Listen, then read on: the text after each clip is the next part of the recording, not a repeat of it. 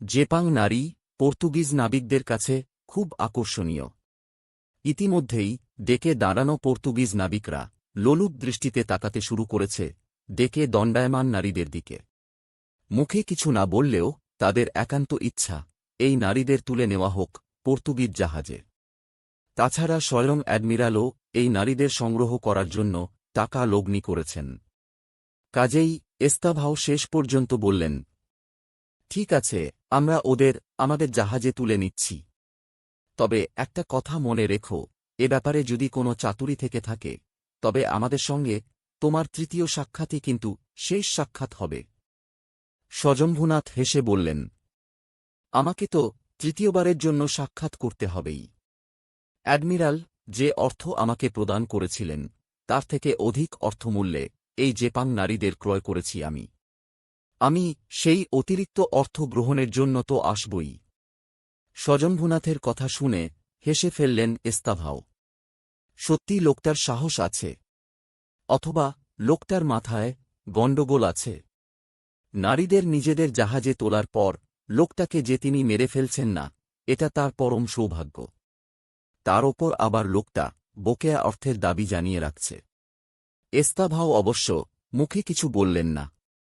জেপাং নারীদের তাঁর জাহাজে তোলার নির্দেশ দিয়ে মৃচ্ছকটিকের ডেক ত্যাগ করে কাঠের পাটাতন বেয়ে জাহাজে উঠে পড়লেন। লোলুপ পর্তুগিজ নাবিকের দল সেই নারীদের মহা উৎসাহে নিয়ে চলল এস্তাভাওর জাহাজে। না, তরোয়ালের খোঁচায় নয়, জাপটে ধরে। পর্তুগিজ নাবিকদের কর্কশ হাত সেই সময়টুকুর মধ্যেই ছুঁড়ে যেতে লাগল জেপাং রমণীদের অর্ধবিম্বের মতো চাপা বর্তুল স্তন নিজস্ব স্পর্শসুখের জন্য। শেষ নারীকে পর্তুগিজ জাহাজে তুলে ফেলার পর মৃচ্ছকটিক ত্যাগ করল পর্তুগিজ নাবিকরা। দু পাশের রণপথ থেকে ফেলা কাঠের পাটাতনও সরিয়ে ফেলা হল। প্রথমে এস্তাভাওর রণতরী রওনা হল যেদিক থেকে এসেছিল সেদিকে। তারপর একে একে অন্য চারটে জাহাজও সরে দাঁড়াল মৃচ্ছকটিকের পাশ থেকে। নাখোদা নোঙর তুলে ফেলার নির্দেশ দিলেন। বাতাসে ফুলে উঠতে শুরু করেছে পাল। মৃচ্ছকটিক ভেসে পড়ল সমুদ্রে। মশালগুলো নিভিয়ে দেওয়া হল। এস্তাভো এগোচ্ছিলেন ভাস্কর জাহাজের দিকে। কিন্তু হঠাৎ তাঁর একটা ব্যাপার মনে হল। গণিকা ব্যবসায়ীকে ছেড়ে দেওয়া কি ঠিক হল? অ্যাডমিরালের সামনে তাকে হাজির করানো উচিত ছিল।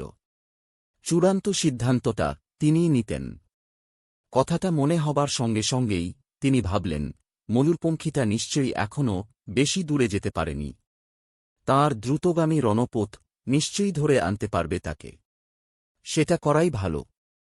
এস্তাভাও তাঁর রণতরীর মুখ ঘোরাবার নির্দেশ দিলেন মৃচ্ছকটিককে ধরার জন্য। চাঁদ উঠে গেছে। নক্ষত্ররাজি ঝিকমিক করতে শুরু করেছে সমুদ্রর আকাশে। তারা ঘেরা রাতে বেশ অনেক দূর পর্যন্ত দেখা যাচ্ছে। পালেও বাতাস লেগেছে। বাতাস মৃচ্ছকটিককে নিয়ে চলেছে নির্দিষ্ট দিকে। ছোট ছোট ঢেউ এর দোলায় মৃচ্ছকটিক উঠছে নামছে। দাঁড় বাইতে হচ্ছে না। হালিরা শুধু হাল ধরে বসে আছে সঠিক দিশায় ময়ূরপঙ্খীকে চালিত করার জন্য। স্বজম্ভুনাথ আর নাখোদা পাশাপাশি দাঁড়িয়েছিলেন ডেকে। নাখোদা বললেন, যাক, এ যাত্রায় রক্ষা পাওয়া গেল।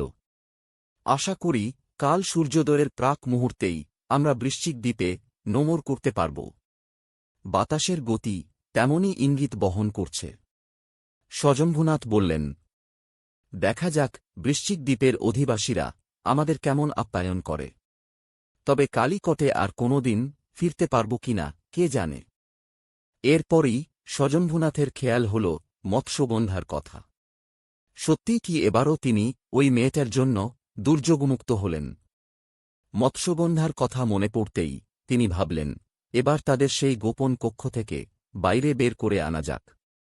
খোলে নামবার সিঁড়ির দিকে এগোতে যাচ্ছিলেন তিনি। ঠিক সেই সময় প্রধান মাস্তুলের ওপরে বসে থাকা একজন মাল্লা চিৎকার করে উঠল, জাহাজ! একটা জাহাজ আসছে! লোকটার দৃষ্টি অনুসরণ করে স্বজম্ভুনাথ আর নাখোদা তাকালেন সেদিকে। চাঁদের আলোতে অনেক দূর পর্যন্ত স্পষ্ট দেখা যাচ্ছে। হ্যাঁ, একটা জাহাজ খুব দ্রুত দূর থেকে এগিয়ে আসছে তাদের দিকে। জাহাজটার গতি আর 4 থাক পাল দেখে কয়েক মুহূর্তের মধ্যেই নাখোদা বলে উঠলেন, আরে ওটা তো পর্তুগিজ রণপোত। সম্ভবত পর্তুগিজ সেনাপতি এস্তাভাওর জাহাজ ওটা। স্বজম্ভুনাথও একই অনুমান করলেন। তিনি বলে উঠলেন, সম্ভবত ওরা কোনো কিছু সন্দেহ করেছে, আমাদের ধরে নিয়ে যাবার জন্য আসছে, অথবা জাহাজ ডুবিয়ে দেবার জন্য আসছে। পালাতে হবে। নাখোদা সঙ্গে সঙ্গে চিৎকার করে উঠলেন, দাঁড় মারো, দাঁড় মারো, পর্তুগিজরা আমাদের ধাওয়া করেছে। নাখোদার নির্দেশে একসঙ্গে অনেকগুলো দাঁত পড়তে লাগল জলে। যথাসম্ভব দ্রুত জল কেটে এগোতে লাগল মৃচ্ছকটিক। পর্তুগিজরাও বুঝতে পারল যে ময়ূরপঙ্খীটা পালাচ্ছে। নৌপথের গতিবেগ বাড়িয়ে দিল তারা। ডেকে দাঁড়িয়ে এস্তাভাও নির্দেশ দিলেন, গোলা সাজাও। কিছুতেই ওদের পালাতে দেওয়া যাবে না। নিশ্চয়ই ওরা কোনো ব্যাপারে ফাঁকি দিয়েছে, নইলে আমাদের দেখে ওরা পালাচ্ছে কেন? মৃচ্ছকটিক যথাসম্ভব ক্ষিপ্রগতিতে পালাবার চেষ্টা করলেও দ্রুত কমে আসতে লাগল পর্তুগিজদের সঙ্গে তাদের ব্যবধান। মৃচ্ছকটিকের থেকে অনেক বেশি দ্রুতগামী পর্তুগিজ রণপোত। একসময় পর্তুগিজ রণতরীর কামানের পাল্লার মধ্যে এসে গেল ময়ূরপঙ্খী। যদি ময়ূরপঙ্খীটাকে আত্মসমর্পণ করানো যায়, সেজন্য প্রথমে সমুদ্রে গোলা নিক্ষেপ করতে বললেন এস্তাভাও। গর্জে উঠল পর্তুগিজ কামান। জ্বলন্ত অগ্নি গোলক মৃচ্ছকটিকের মাথার ওপর দিয়ে উড়ে গিয়ে সমুদ্রে পড়ল।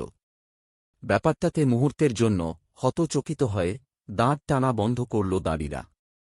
তাই দেখে নাখোদা আবার চিৎকার করে উঠলেন, দাঁড় টানো, দাঁড় টানো। আত্মসমর্পণ করলেও ওরা আমাদের সবাইকে মেরে ফেলবে। কথাটা শুনেই দাঁড়ি নাবিকরা তাদের উল্কি আঁকা পেশি বহুল হাত দিয়ে আরও দ্রুত দাঁড় ফেলতে লাগল। তাই দেখে এস্তাভাও বুঝতে পারলেন ময়ূরপঙ্খীটা ধরা দেবে না। তাই তিনি পলায়মান জাহাজ লক্ষ্য করে গোলা ছোড়ার নির্দেশ দিলেন। কয়েক মুহূর্তের মধ্যে একসঙ্গে 3টে কামান গর্জে উঠল। 2টো গোলা লক্ষ্যভ্রষ্ট হলেও একটা গোলা প্রধান মাস্তুলের পালে এসে পড়ল। সঙ্গে সঙ্গে পালে আগুন লেগে গেল।